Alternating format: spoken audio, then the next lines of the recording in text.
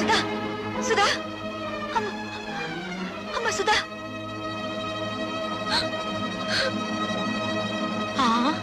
కళ్ళు తిరిగి పడిపోయిందంటే బహుశా నెల తప్పిందేమో. అమ్మని మొగుడొదిలేశాడు, కూతురు చెడిపోయింది. ఆపండి. ఆ సూరిబాబు సుధమ్మని పొద్దుకూకి నాకు ఎత్తుకుపోతా ఉంటే మా ఎర్రబుజ్జి చూసింది. చెప్పవే. అవునండి, చీకటి గొంతులో ఆ బాబు ఎత్తుకుపోతుంటే నేను కళ్ళారా చూశాను. పోవే, వాళ్ళిద్దరు ఆ గదిలోకి వెళ్ళడం నా కళ్ళారా చూశాను. అబద్ధం. గుడిసెలో ఉంటున్న దాని మాట గౌరవించి నేను అబద్ధం చెప్తున్నాను అనుకుంటున్నారా? మేడల్లో ఉండే వాళ్ళ గుడిసేడు పుత్రుడు అనకూడదేంటి? ఏం కూసావురా? ఇప్పటిదాకా మీరు కూసిన కారు కూతల కంటే తప్పుడు కూతలేం కుయ్యలేదు వాడు. రే సూరిగా, 24 గంటల లోపల డబ్బు కట్టకపోతే బుల్లబ్బాయి బలైపోతాడనుకున్నాను. ఇవాళ నువ్వు చస్తావనుకోలేదు. వాడి మీద చేయి పడితే శవాలు లేస్తాయి. చేసిన తప్పు ఒప్పుకోకపోతే మీ శవాలు కూడా మిగలవు, బూడిదే మిగులుతుంది. ఏంట్రా కూసింది? మర్యాదగా అందరూ డిస్పర్స్ అవ్వండి. మీరు కాల్చి చంపిన నిందపడిన నా చెల్లెల జీవితం తేలందే. ఇక్కడి నుంచి కదిలే పని అంతే. కలెక్టర్ గారు ఫస్ట్ క్లాస్ మేజిస్ట్రేట్ తో సమానం. రేపు ఆయన సమక్షంలో విచారణ జరుగుతుంది.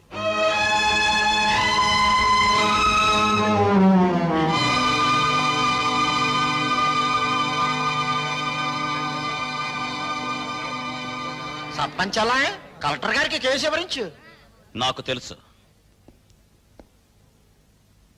నీ పేరేమిటమ్మా? కలెక్టర్ గారు ఈ ఊరికి కొత్తగా వచ్చారు.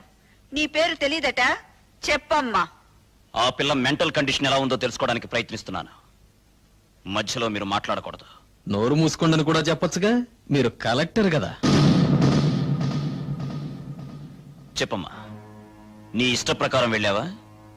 అతను బలవంతంగా తీసుకెళ్ళాడా? నాకు అతనితో పెళ్లి చేయించండి. ఇది నా ప్రశ్నకు సమాధానం కాదు. ఇంకా అర్థం కాలేదండి? నాకు ఆ కుర్రోడితో పెళ్లి చేయండి అంటే ఇష్టపడి వెళ్ళాను, అంత ఫినిష్ అని చెప్పినట్టేగా. కలెక్టర్ గారు, అందరూ కలిసి నా చెల్లెలి జీవితంతో చెలగాటమాడుతున్నారు. నా చెల్లెలికి న్యాయం జరగకుండా ఈ కర్ర దాటి వెళ్తే ఇక్కడ ఊరుండదు, వల్లకాడుంటుంది. కలెక్టర్ తో ఎలా మాట్లాడాలో ముందు తెలుసుకో. క్షమించండి కలెక్టర్ గారు, అన్నని కలెక్టర్ చేయడం కోసం వాడు చదువు మానేశాడు. మాట్లాడటం చేత కాదు. నేను చెబుతున్నాను వినండి. మీరు చదువుకున్న చదువులు మీకేం నేర్పించాయో గాని మేం నేర్చుకున్న నీతులు మాకు కొన్ని నేర్పించాయి. ఆస్తి పోతే కూలి చేసుకుని బతుకుతాం, ఆత్మాభిమానం పోతే పోతే ఇక్కడ జరిగేది ఆత్మహత్యలు కాదు, హత్యలు. భయపెడుతున్నావా? బుజ్జగించే వయసు కాదు కదా. ఆ అమ్మాయి పెళ్లి చేయమని అడుగుతోంది కదా. వాడు ఎత్తుకుపోయాడని చెప్తున్నాం కదా. సాక్ష్యం?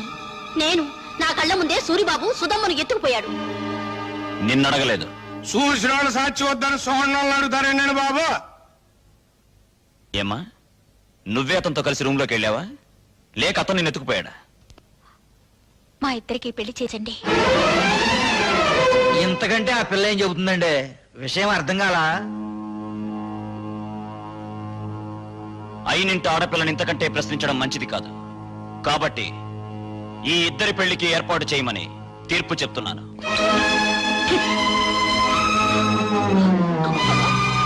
బాబాయ్ బాబా, ఆయన మొత్తకాయని తీర్పు చెప్పేసి వెళ్ళిపోతే సరిపోతేటండి. నా కొడుక్కి 5 లక్షలు కట్నం ఇవ్వాలి.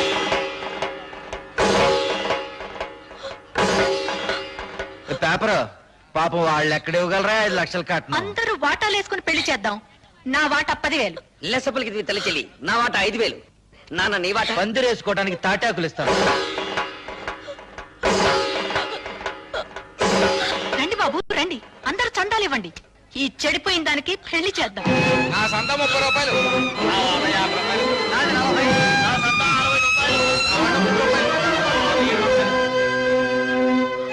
ఊళ్ళో తలెత్తుకోకుండా చేసావు కదా.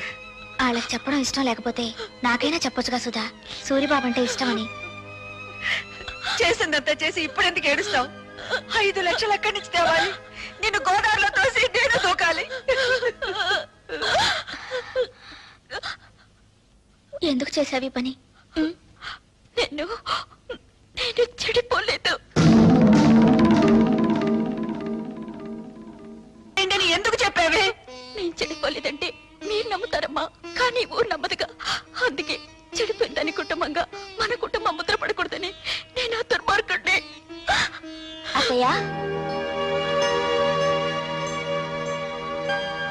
సుధ చెప్పింది కరెక్ట్ అత్తయ్య. పెళ్లికి ఏర్పాట్లు చేయండి, మిగతా డబ్బు రేపు తీసుకొస్తాను. ఆ రోజు నా కొడుకు నిన్ను పెళ్లి చేసుకోబోతున్నందుకు బాధపడ్డాను. ఈ రోజు నువ్వు ఆ వెధవని పెళ్లి చేసుకున్నందుకు బాధపడుతున్నానమ్మా. పర్వాలేదు అత్తయ్య, పెళ్లికి రెడీ చేయండి. ఇంకా పెళ్ళేంటి?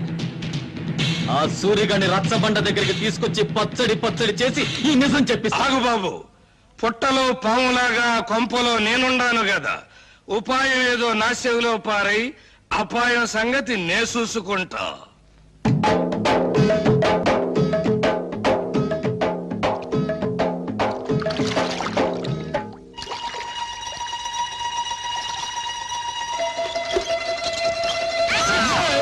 ఏంటో సచ్చినోడా, బాత్రూమ్ తలుపు తీసి అవతల పో. నాకేం తెలుసండి మీరు తలుపులు తీసుకుంటారని చేస్తున్నారని. బరువు వంపేసుకుని వెళ్ళిపోతా. సచ్చినోడా, తలుపు మూసి అవతల పోరా. బరువు దించు అబ్బా, పోరా. ఛీ! వంపేసుకు. జాగ్రత్తగా తీసుకెళ్ళండి. బాయ్. జాగ్రత్త రా బామర్తి, అందులో ఒక్క రేకు కూడా కింద పడ్డారు వీల్లేదు. నాకెందుకో భయంగా ఉంది బావా. ఎందుకు? నువ్వు చేసిన పనికి మీ నాన్నని భంచిక్ బం చేస్తాడేమోనని. నా జడ్జనగర జనైనా సరే నేను మాత్రం సాధించాల్సింది సాధించాను. బావోయ్, మనోడు వార్త గాని ఫోటో గాని పేపర్ లో పడలేదు. రేయ్, నువ్వు ముయ్యకపోతే నీ ఫోటో పేపర్ లో పడద్ది. నాన్న జోగిడీలు, ఈ దండ వేసిన ఆశ్రది ఏమిట్రా ఈ పిచ్చానందం? ఏముందండి, సూర్యోదయం అయ్యే లోపల శివాజీ గారు మనోడు తలకాయ తీసుకెళ్లేదు కదా, అందుకని. నిజమే నిజమే. నమస్తే నాన్న. పిచ్చి నాయన, నా కొడుకు మీద చేయి వేయడానికి వాడికి ఎన్ని గుండెలు? అవును, పోయేది నా తలకాయ కానీ నీ తలకాయ కాదుగా, అందుకే నా జాగ్రత్తలో నేనున్నాను. ఏం చేసావురా? 5,000 బస్తాల ధాన్యాన్ని ధాన్యాన్ని శివాజీకిచ్చి ఇచ్చి 5,000 బస్తాలు ఇచ్చావా? నా కొంప ముంచావా?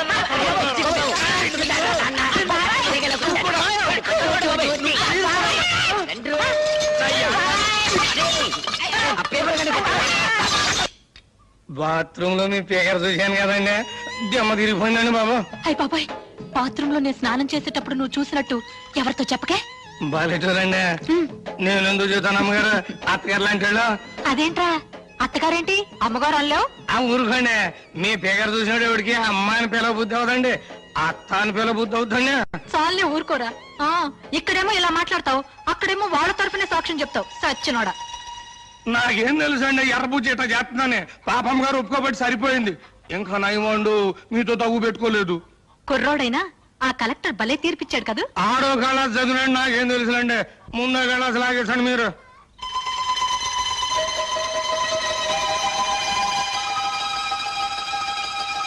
రేయ్, ఈ పూట ఇక్కడే భోంచేసాడు. మీరు అడిగినా వదులుకుంటాను ఏంటండి. పిచ్చ సన్నాసి. అబ్బా, కడుపులో తిప్పుతుందేంటి? ఏంట్రా కురుడి నీళ్ళ? భలే చూడండి, మీ ముందే కదా లేక కొబ్బరికాయ కొట్టాను. సర్లే, వద్దంటే వెళ్ళలేదండి అమ్మగారు. చూడండి, మన భాగవతం మొత్తం పబ్లిక్ తెలిసిపోయింది. చీకటి పడితే ఎక్కేది మంచుల మీదను, నిందలేసేది ఎదుటి కుటుంబాల మీదను. చెడింది నా చెల్లి కాదురా, నీ తల్లి చెల్లి. రా దిగు. వీడి తల్లి చెల్లి రా, నీ బతుకు బంచికి బంచేస్తారా.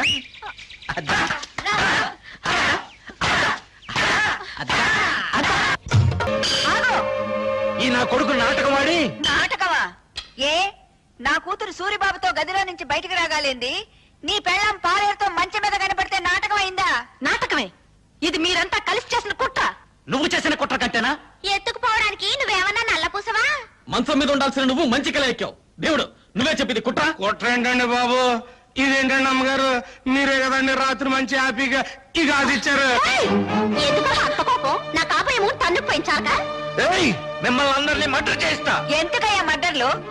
నా కూతురి కేసు ఇదే రచ్చబండ దగ్గర కలెక్టర్ తో విచారణ జరిపించారు కాబట్టి నీ పెళ్ళాం కేసు ఇదే రచ్చబండ దగ్గర విచారణ జరిపించాలి. తల్లి చెల్లు, గల్లీ గల్లీ లెవెల్లో పోయింది పరువు, జిల్లా లెవెల్లో పోగొట్టుకోవద్దు, పాలేరుడు చిన్న అనే లెవెల్కు తీసుకురావద్దు. నిజం చెప్పే తల్లికెళ్ళో. నోర్మిళా, అవును, ఇదంతా నేనే చేశాను. ఈవిడ కూతుర్ని ఎత్తుకుపోమ్మని సూరిబాబుతో నాటకం ఆడించానని చెప్పి నన్ను ఇలా మోసం చేసి. సంతోషం, ఒప్పుకున్నావు కదా. విన్నారా, మీరంతా విన్నారా? నా కూతురు నిర్దోషని తన నోటితో తనే ఒప్పుకుంది. ఏమ్మా, పెళ్లికి ఎదిగిన కొడుకున్న నువ్వే అవమానాన్ని తట్టుకోలేకపోతే పెళ్లి కావాల్సిన నా కూతురు ఏమైపోవాలి?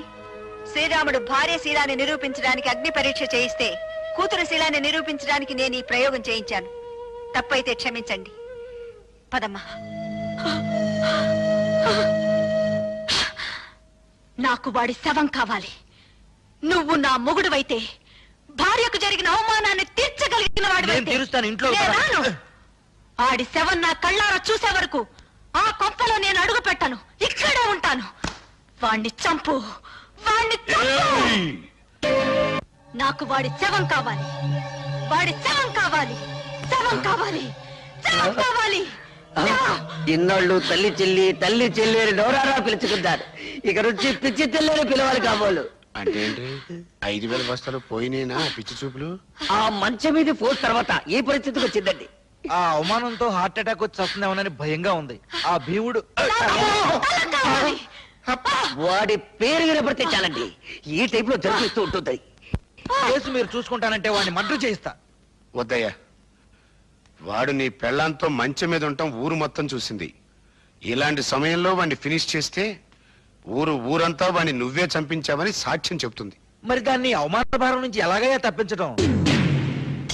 కిందటేడు పురుగు పట్టిందని పత్తి రాలిపోతే గుంటూరు జిల్లా రైతులు చాలా మంది ఆత్మహత్య చేసుకున్నారు, గుర్తుందా? అవును. ఆ చేలల్లో జల్లిన మందు అండర్ గ్రౌండ్ లో దాచిపెట్టా, కేసు రాకుండా. అవును. మా నూరు పంచాయతీ మీ చేతిలోనే ఉంది కదా, మరి ఇంకెందుకు ఆలస్యం? ఆ మందు ఊళ్ళో ఉన్న రైతులు మొత్తానికి బట్వాడా చేయించేయి. ఆ దెబ్బతో పత్తి రైతులంతా గుండె పగిలి చస్తారు. మావిడి గురించి మాట్లాడుకోవడం మానేసి ఆ విషయం గురించే మాట్లాడతారు. లెగ్స్ పట్టుకుంటాను. చెప్పు భీముడు, నా తల్లి చెల్లిని నువ్వు మాయ చేసి ఎత్తుకెళ్ళావా, లేక నా తల్లి చెల్లి నిన్ను చూసి చిత్తయి మమ్మల్ని చెత్త చెత్త చేసిందా? చూడు బాబు, నిజం చెప్పకపోతే నాకు పాపం, నిజం చెబితే మీ కుటుంబానికి శాపం. పాపము శాపము ఇంకా అర్థం కాలా? బావిలో పూడికి తీసినంత శుభ్రంగా చెబుతాను. నేను చెప్తాను పిల్లబాయ్. వస్తున్నాను. దా దా దా. చెప్పు. ఇప్పుడు ఇప్పుడు పంచాయతీ ఆఫీస్ అదే కదా? అదే. మీసాల భీముడి వెళ్తుంటాడు కదా? అక్కడే వెళ్తాడు. మీ అమ్మ అక్కడ కూర్చుని ఉంటది కదా? అక్కడే కూర్చుంటుంది. అయ్యి బాబాయ్, నేను చెప్పలేరు బాబాయ్. ఏయ్, చెప్పరా. పంచాయతీ ఆఫీస్ అదే కదా? అదే. మీసాల భీముడి వెళ్తుంటాడు కదా? ఇదే. మీ అమ్మ అక్కడ కూర్చుని ఉంటది కదా? అక్కడే నేను చెప్పలేరు కూర్చుంటుంది. బాబాయ్, నేను చెప్పలేరు. ఒరేయ్, చెప్పరా. ఒరేయ్, నా చెప్తాను. కొడకా. నీకు హార్ట్ అటాక్ లేదు కదా? లేదు. నీ కాబోయే చిన్నాన్న, ఆ, నీ తల్లి చెల్లి ఆ. ఫస్ట్ నైట్ జరిగింది నా కొట్లోనే బాబోయ్. నా కొట్లోనే బాబోయ్, నా కొట్లోనే. తల్లి చెల్లి. కల్తీ ముందు పసుపు రాలిపోయిందిరో.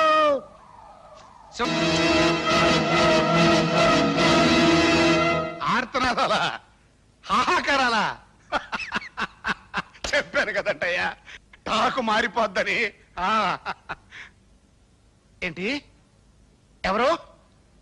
వాళ్ళతో పాటు చచ్చిపోయింది ఎవరయ్యా? నీ తమ్ముడు.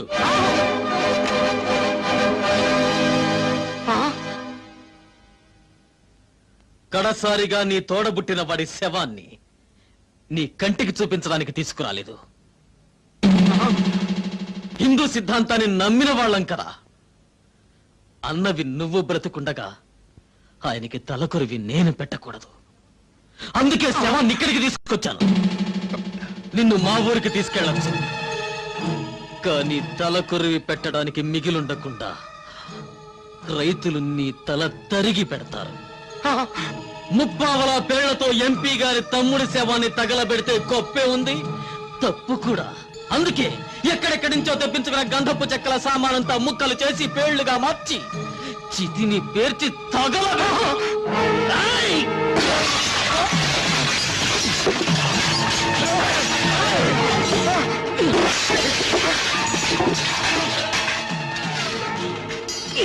హలో, కింద నేనెత్తే పైన పెట్టేయి బే. పైన వీర శివాజీ దెబ్బ, కింద నల్ల భీముడి దెబ్బ. ఏది బాగుంటుందో నువ్వే తేల్చుకోరా నీ అబ్బా.